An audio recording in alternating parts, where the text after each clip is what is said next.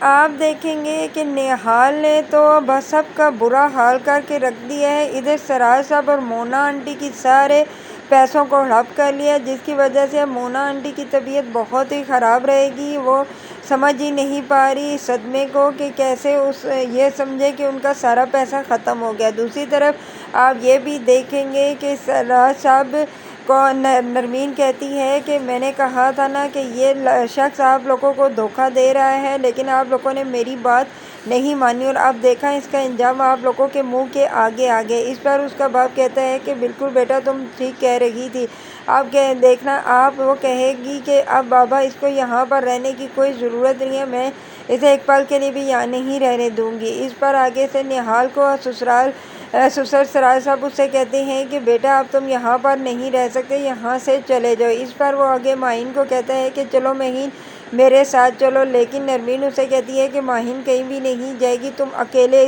ادھر سے جاؤ گے۔ اس پر آگے سے وہ کہتا ہے کہ نہیں، ماہین کو کبھی بھی ادھر چھوڑ کر نہیں جاؤں گا، میں ماہین کو ساتھ ہی لے کر جاؤں گا۔ ادھر آگے سے ماہین کچھ بھی نہیں بولتی، کیونکہ نہال یہ سمجھتا ہے کہ اگر وہ ماہین کو ساتھ نہ لے کر گیا تو سب راستے بند ہو جائیں گے، یہ سب کچھ ماہین کی وجہ سے ہی تو اسے مل رہا ہے۔ ادھر آپ یہ بھی دیکھیں گے کہ ویسے بھی سراج صاحب کو بہت ہی غصہ آیا ہوا ہے ہمایوں کے اوپر، کیونکہ اس نے سارا شک کیا ہوا ہوتا ہے نرمین پر، جس کی وجہ سے وہ اپنے باپ کو کہہ رہی ہوتی ہے کہ وہ مجھ پر شک کرتا ہے، تو اس کا باپ کہتا ہے کہ ایسے انسان کو میرے گھر میں آنے کی اجازت نہیں ہے۔ ادھر دوسری طرف آپ یہ بھی دیکھیں گے کہ نرمین بات کرتی ہے ہمایوں سے کہ ہمایوں آپ کو کیا ہو گیا ہے، آپ مجھ پر اتنا شک کیوں کر رہے ہیں؟ لیکن ہمایوں سے بات کرنے کو گوارا نہیں سمجھتا اور بس کہتا ہے کہ کوئی ایسی بات نہیں ہے۔ اس پر وہ کہتی ہے کہ کوئی تو بات ہے جو مجھ سے آپ چھپا رہے ہیں۔